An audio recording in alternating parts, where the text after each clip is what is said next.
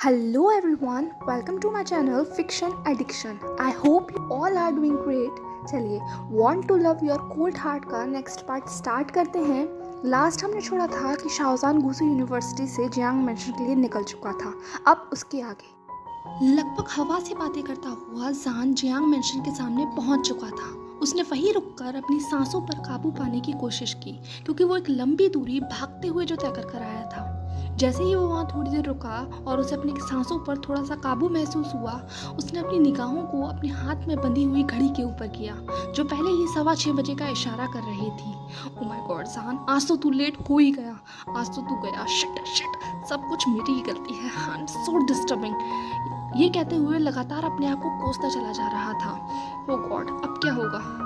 मुझे तो ऐसा लग रहा है कि जैसे मुझे अपनी खुद की चीखें अब सुनाई दे रही हैं, जान ने कहा। उसका पूरा चेहरा सफेद पड़ा हुआ था, माथे पर परेशानी की लकीरें थीं और शरीर पसीने से तरबतर हुआ था। जान डरते हुए अपने कदमों को आगे बढ़ा रहा था, पर एक आवाज जैसे उसे पीछे ही रोक रही हो। फिर उसने अपने आप को मनाते हुए कहा, हो सकता है अभी मैडम यू ना आई हो।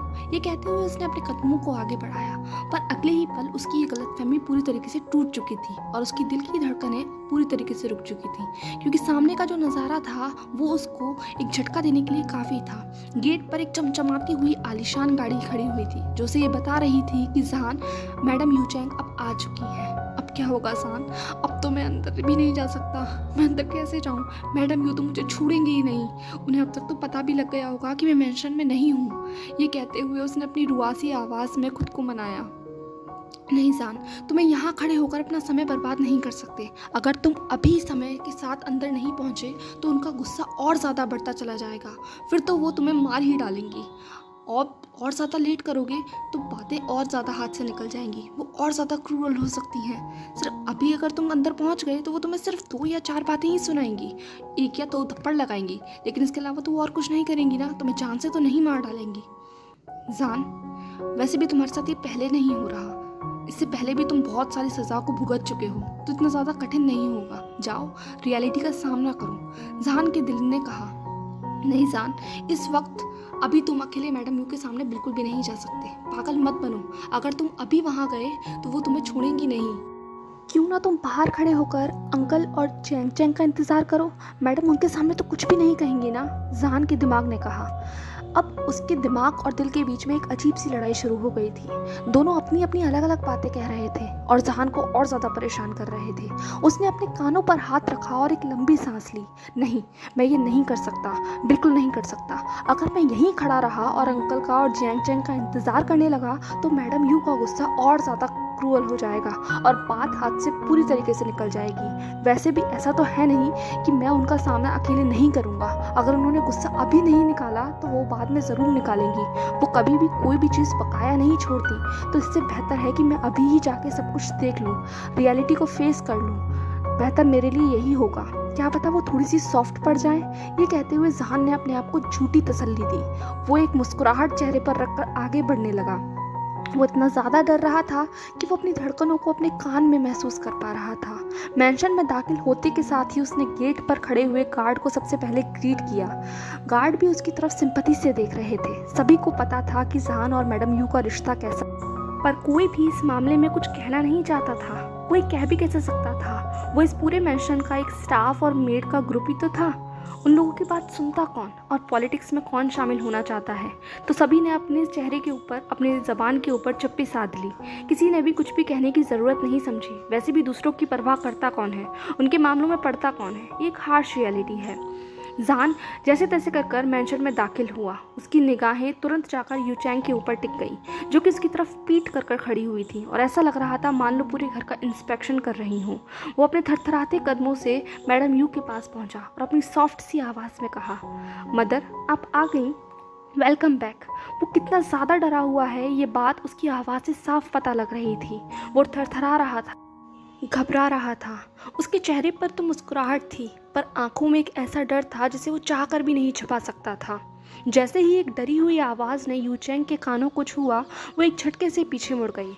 उसका चेहरा बर्फ से भी ज़्यादा ठंडा था। आईब्रोज रेज थी, red tinted lips tight line में फॉर्म हुए थे। आंखें ब्लेड से भी ज़्यादा शार्प थी। उसने अपनी आंखों को जहान की तरफ किया। बिना कुछ जवाब दिए वो जहान को नज़रअंदाज करते हुए अपने कदमों को आगे बढ़ाकर ले गई और कुछ कदम दूरी तय करने के बाद वो वहाँ जाकर रुक गई। मदर, मैं आपके लिए कुछ ले आऊँ? आप एक बहुत लंबा सफ़र तय कर आई हैं, जहान ने पूछा।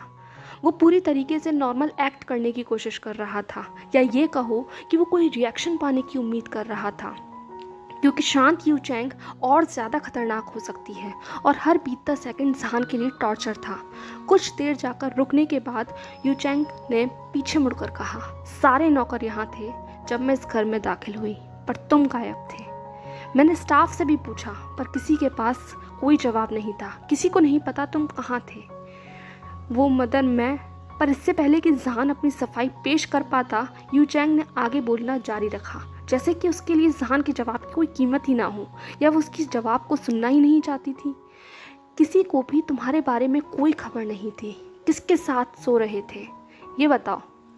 मेरी गैर मौजूदगी में तुमने कितनों के साथ बाहर रात गुजारी और कितनों के साथ घर के अंदर, बताओ। उसने अपनी आईब्रोज को ऊपर उठाते हुए पूछा। कुछ देर के बाद वो सोफे पे जाकर बैठ गई। उसके हाथ बंधे हुए थे, पैरों के ऊपर पैर चढ़े हुए थे और निगाहें पूरी तरीके से शाओसान के ऊपर आकर टिकी हुई थी। बिल्कुल अपनी माँ की तरह हो, आवारा। उसके शब्द ब्लेड से भी ज़्यादा शार्प थे और हर शब्द जहान के दिल को और ज़्यादा तोड़ने के लिए काफ़ी था। हर एक टुकड़ा जहान के और ज़्यादा कुरेद रहा था और ज़्यादा घायल कर रहा था। उसने अपने सर को झुकाकर धीमी आवाज़ में कहा, मदर प्लीज़ ऐसा मत कहिए, मैं वो। पर इससे पहले कि वो अपनी बात को वापस पूरा कर पाता, एक और आवाज़ ने उसको दोबारा से काट दिया। मैं क्या? हर चीज़ के लिए तुम्हारे पास बहाने होते हैं ना जांग। शाओसान, तुम जैसे लोग कभी नहीं सुधर सकते और मैं तुम जैसे लोगों को बहुत अच्छी तरीके से जानती हूँ। तुम्हारी माँ भी बिल्कुल ऐसे ही थी और तुम भी बिल्कुल ऐसे ही हो, कैरेक्टरलेस और यूजलेस। मदर प्लीज़ मॉम की बातें ना कीजिए, प्लीज़ मेरी मॉम के बारे में ऐसा मत कुछ कहिए, जहान ने अपनी रुआसी आवाज़ में कहा। उसके हाथों की मुट्ठियाँ बंध चुकी थीं और आंखों से आंसू ने अब उसके गालों पर जगह ले ली थी। खबरदार अगर जो तुम रोए और तुम्हारी रोती हुई आवाज़ मेरे कानों में पहुंची, याद रखना यहाँ से अपने पैरों पर जाने लायक नहीं बचोगे, मैडम यू ने चिंघाड़ते हुए कहा। उसकी पूरी आवाज़ उस हॉल में गूंज रही थी। सभी नौकर भी अपनी अपनी जगहों पर सर झुकाकर खड़े थे और जहान का तमाशा बनते हुए देख रहे थे। उनके लिए कोई नई बात नहीं थी, आए दिन जहान के साथ ऐसा बर्ताव होता रहता था।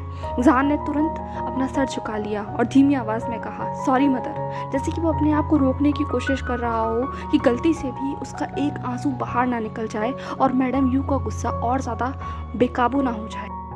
जान, तुम्हें एक बात पता है, आज सबसे पहले जब मेंशन में मैं दाखिल हुई तो मेरी निगाहें किस चीज़ के ऊपर पड़ी? यू चैंग ने जहान की तरफ देखते हुए कहा। जहान को तो समझ ही नहीं आया कि अचानक से ये बात 180 डिग्री कैसे घूम गई। वो उसकी बेइज्जती करते करते मेंशन की बात पर कैसे पहुंच गई। जहान ने कुछ कहा नहीं, बस उसने अपनी निगाहों से यू चैंग की तरफ देखा। मेरी नज़र सबसे पहले हमारे गार्डन पर पड़ी। गार्डन में पल रही उस जंगली घास के ऊपर गई। जब मैं इस घर से निकली थी तो मैंने उस घास को कटवा दिया था ताकि वह अपनी हद में रहे और फैलकर गार्डन की खूबसूरती को ख़राब नहीं करे। मैं नहीं चाहती थी कि उसकी परछाई उन खूबसूरत फूलों पर पड़े और उन्हें वो अपनी चपेट में ले ले। पर पता है तुम्हें, मेरी एब्सेंस में उस घास ने अपनी औकात दिखा दी। मैं यहाँ से बाहर क्या गई, वो इतनी ज़्यादा बढ़ गई कि उसने उस खूबसूरत फूलों को आखिरकार अपनी चपेट में लेना शुरू कर ही दिया और उनके ऊपर अपना डेरा जमाना शुरू कर दिया। तुम्हें पता है मुझे सबसे ज़्यादा किस चीज़ से नफ़रत है? मुझे उस चीज़ से नफ़रत है जब कोई चीज़ मेरी कंट्रोल से बाहर होती है। और जब कोई चीज़ मेरे कंट्रोल से बाहर होती है ना, तो मैं अपने गुस्से पर चाह कर भी काबू नहीं कर पाती। सॉरी मदर, मुझे पता नहीं था। मुझे पता होता तो मैं इस चीज़ का ध्यान रखता। मैं कल ही गार्डनर अंकल से बोल दूंगा, मैं उन्हें कटवा दूंगा। आप टेंशन मत लीजिए, जहान ने हिचकिचाते हुए कहा। उसका दिमाग पूरी तरीके से पहले ही ब्लैंक हो चुका था। उसे मैडम यू की बात का कोई समझ नहीं आ रही थी। वो बस उनके शब्दों के ऊपर गौर कर रहा था और जो उसका दिमाग जवाब दे रहा था वो वही जवाब उन्हें दे रहा था। तुम्हें पता है यू चैंग ने हंसा, वो जैसे जहान का मजाक उड़ा रही थी। फिर अचानक उसका चेहरा वापस बर्फ की तरह ठंडा हो गया। उसने अपनी निगाहों को तीखा किया और जहान की तरफ देखा।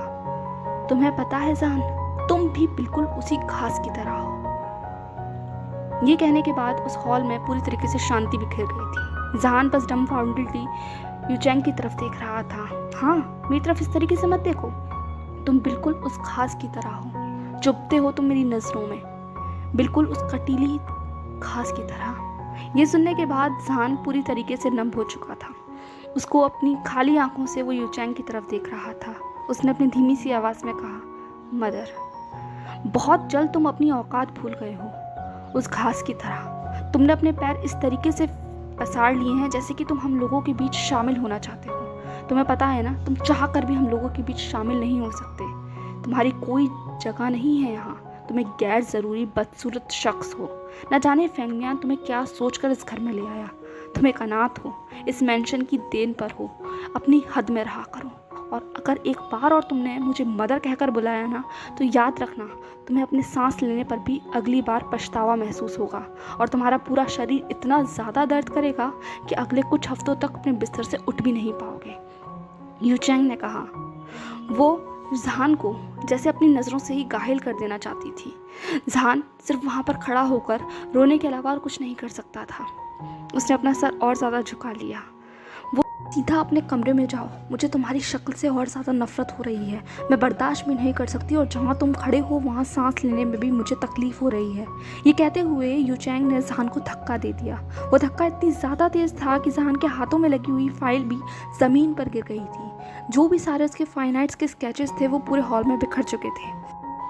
पर इससे पहले कि जहान उन स्केचों को उठा पाता, यूचैंग ने अपनी हील्स को उन स्केचों के ऊपर रखना शुरू किया।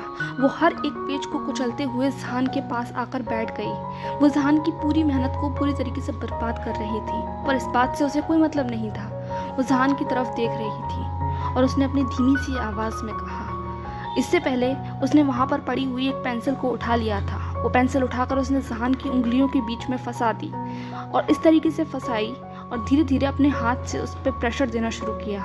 और जैसे जैसे वो उस हाथ पे प्रेशर देते चली जा रही थी, वो दर्द बेकाबू होता चला जा रहा था। और अगले ही पल वो प्रेशर इतना ज़्यादा तेज़ हो गया कि जहान के मुंह से चीख निकल गई। उसकी चीख पूरे हॉल में गूंज चुकी थी। तुम्हारी ये दर्द भरी आवाज़ मुझे ज़्यादा सुकून पहुँचाती है।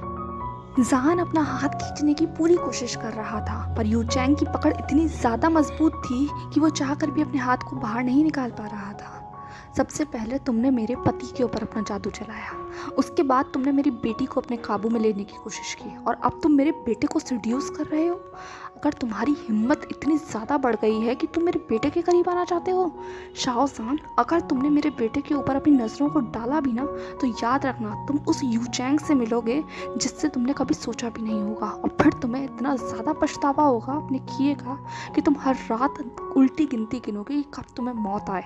याद रखना, मुझे भड़काने की बिल्कुल कोशिश मत करना और मेरे परिवार से जितना हो सके उतना ज़्यादा दूर रहो। ये कहते हुए यूचैंग ने जहान को एक ज़ोरदार लात मारी और फिर उसे वो वहीं पर छोड़ते हुए वहाँ से चली गई जैसे कि वो एक ट्रैश कैन हो। जहान वहीं हॉल में बैठा हुआ रो रहा था।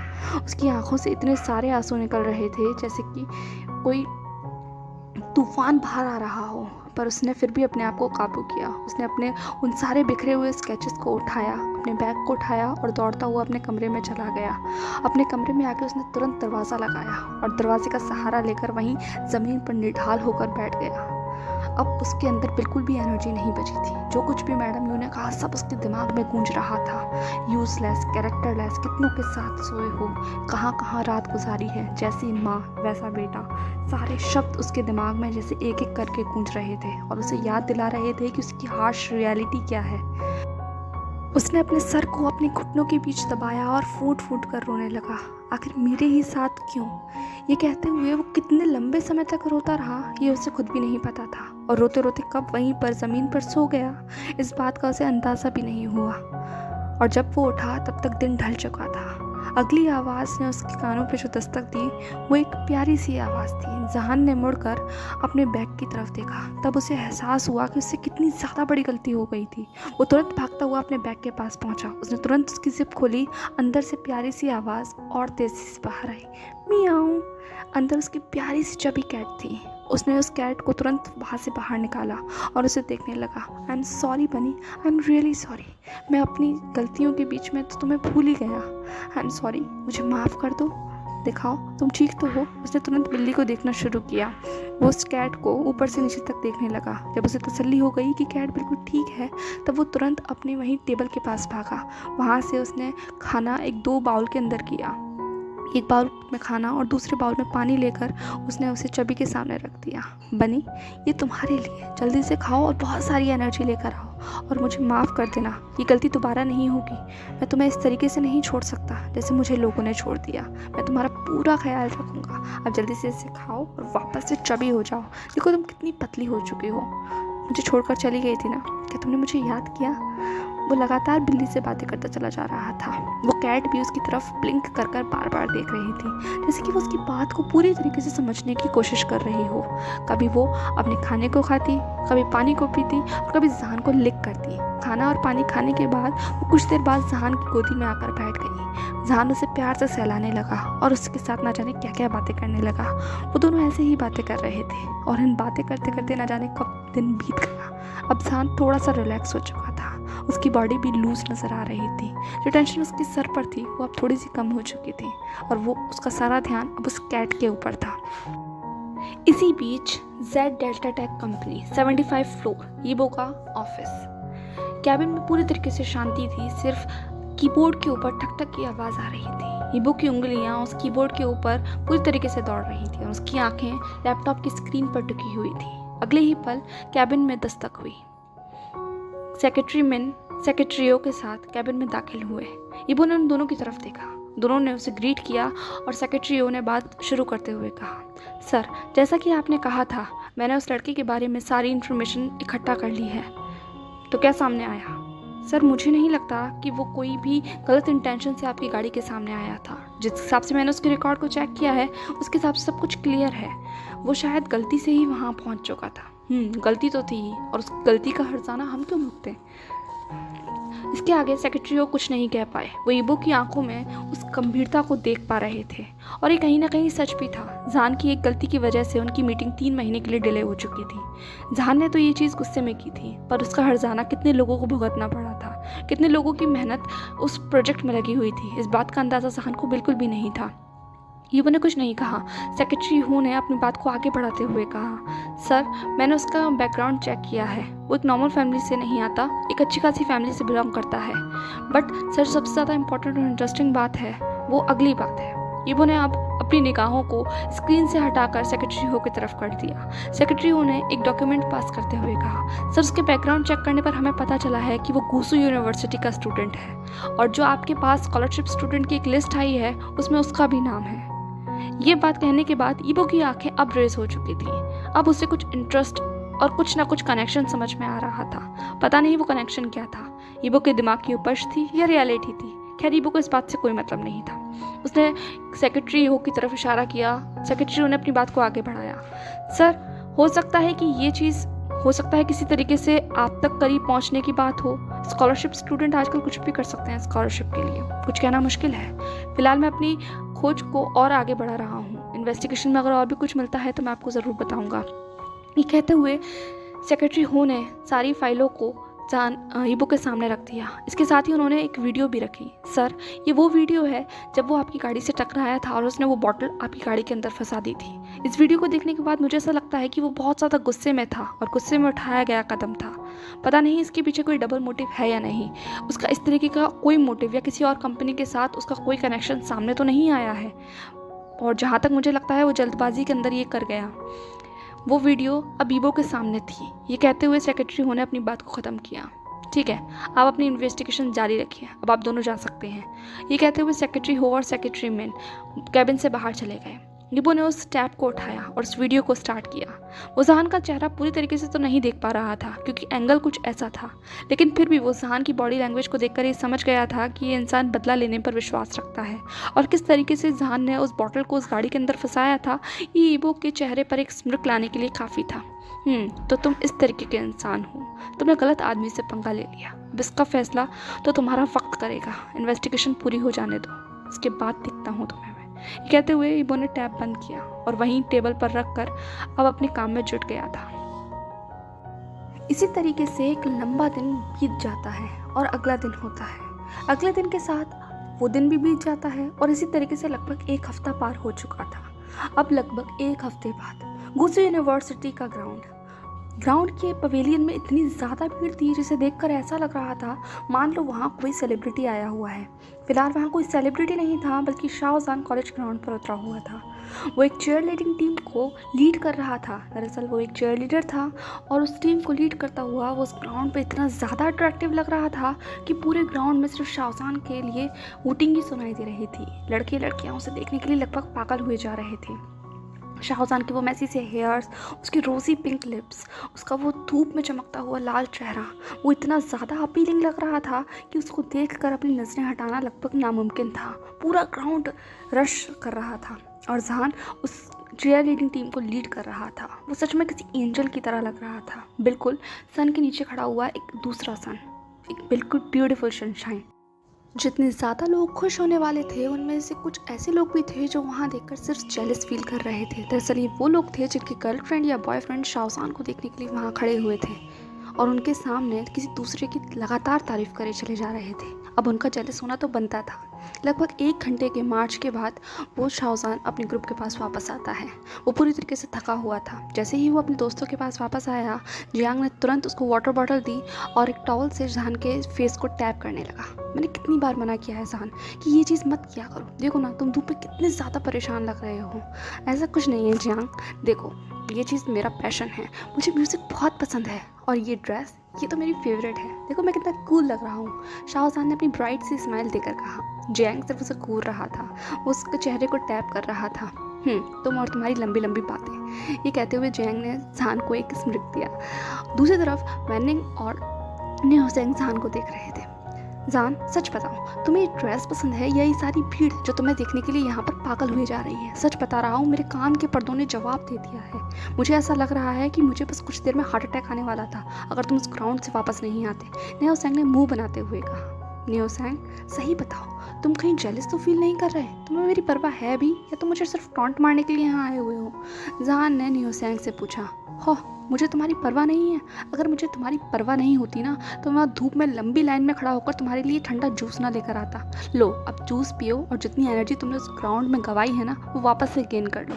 न्योसेंग ने शाहजहान की जूस की बोतल बढ़ाते हुए कहा। जहान ने अपनी एक ब्राइट सी स्माइल दी और वो बोतल ले ली। सच में तुम मेरे सच में बहुत अच्छे दोस्त हो न्योसेंग। जहान ने न्योसेंग को ब्लिंक किया।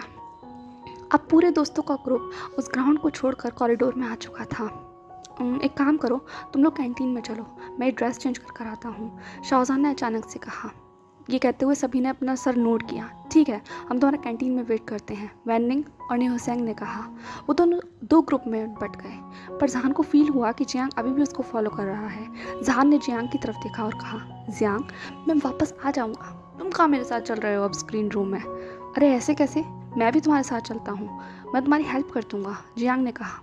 अरे मैं कोई छोटा बच्चा थोड़ी हूँ, मुझे पता है ड्रेस कैसे चेंज करते हैं जियांग, इतनी भी टेंशन लेने की ज़रूरत नहीं है। और बचपन से लेकर अब तक मैं अपनी ड्रेस खुद ही चेंज करता आ रहा हूँ, तो तुम्हें इतना ओवर प्रोटेक्टिव पोजेसिव होने की ज़रूरत नहीं है।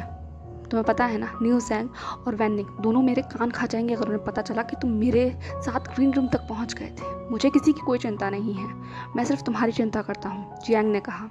ओहो ठीक है मेरे एंग्री बर्ड, मुझे भी पता है कि तुम मेरी चिंता करते हो, अब मेरी इतनी ज़्यादा भी चिंता मत करो। जाओ कैंटीन जाओ, मेरे लिए जगह लो और हाँ मेरे लिए एक अच्छा सा नाश्ता तैयार रखना जब तक मैं वापस आऊँ।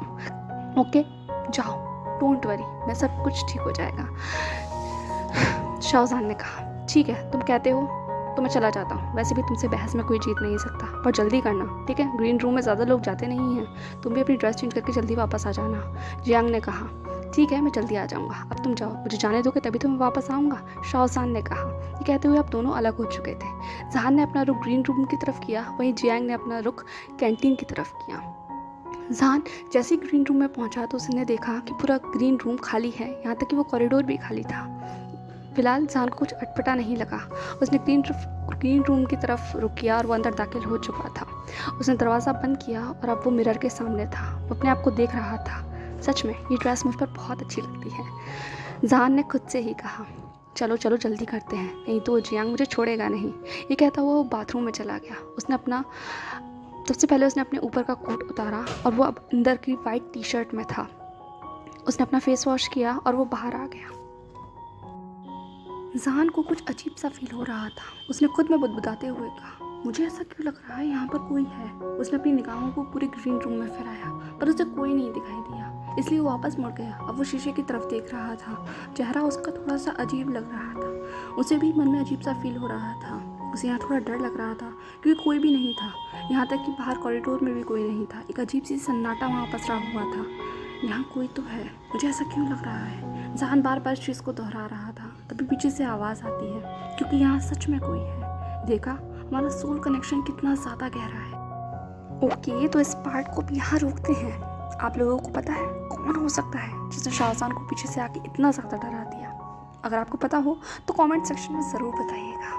And I am sorry guys, आज आपको मेरी आवाज़ थोड़ी सी अजीब लगेगी क्योंकि बिकॉज मेरा गला बहुत ज़्यादा ख़राब है। मैंने बहुत कोशिश करने के बाद इस चीज़ को रिकॉर्ड किया क्योंकि मैं नहीं चाहती थी कि स्टोरी बीच में रुक जाए। एटलीस्ट मैंने चैनल अभी शुरू किया है तो ये मेरे लिए भी इम्पॉर्टेंट था कि कंटिन्यूसी बनी रहे। तो प्लीज़ आज को इस पार्ट को बेयर कर लीजिएगा। आई एम रियली सॉरी मेरी आवाज़ के लिए। आगे से मैं इस पार्ट को थोड़ा ठीक करने की कोशिश करूँगी। हो सकता है कल तक मेरी आवाज़ थोड़ा ठीक हो जाए। ठीक है, तो हाँ, और सबसे इम्पॉर्टेंट बात, हाँ मुझे ऐसा लगता है कि आज थोड़ा सा ड्रैग हो गया चैप्टर, लेकिन ये सब चीज़ें हमारे कैरेक्टर इम्प्रूवमेंट के लिए बहुत ज़्यादा ज़रूरी हैं। कैरेक्टर को डेवलप करने के लिए ज़रूरी हैं। उनकी सिचुएशन जानने के लिए बहुत ज़्यादा ज़रूरी है। जान की पॉइंट ऑफ व्यू, उसके साथ क्या हो रहा है क्या नहीं हो रहा है, तो ये थोड़ा पार्ट जानने के लिए ज़रूरी था, इसलिए मैंने सारी चीज़ों को ऐड किया। हो सकता है आपको थोड़ा बोरिंग लगा हो, बट प्लीज़ बेयर कीजिएगा। लेकिन हाँ, अगला पार्ट बहुत ज़्यादा इंटरेस्टिंग होने वाला है, जस्ट बिकॉज आप सब तो जानते ही हैं। अब फाइनली वो पॉइंट आ चुका है जब हमारे दोनों मेन लीड एक दूसरे के सामने होंगे, यानी कि शाहजहान और वांग यीबो दोनों मिलने वाले हैं। अब यहाँ से स्टोरी बहुत ज़्यादा इंटरेस्टिंग टर्न लेगी और थोड़ा सा फास्ट स्पीड में भी चलेगी। तो कल मिलते हैं और कल का पार्ट डेफिनेटली बहुत ज़्यादा इंटरेस्टिंग होगा। तब तक के लिए good bye and stay happy and stay safe.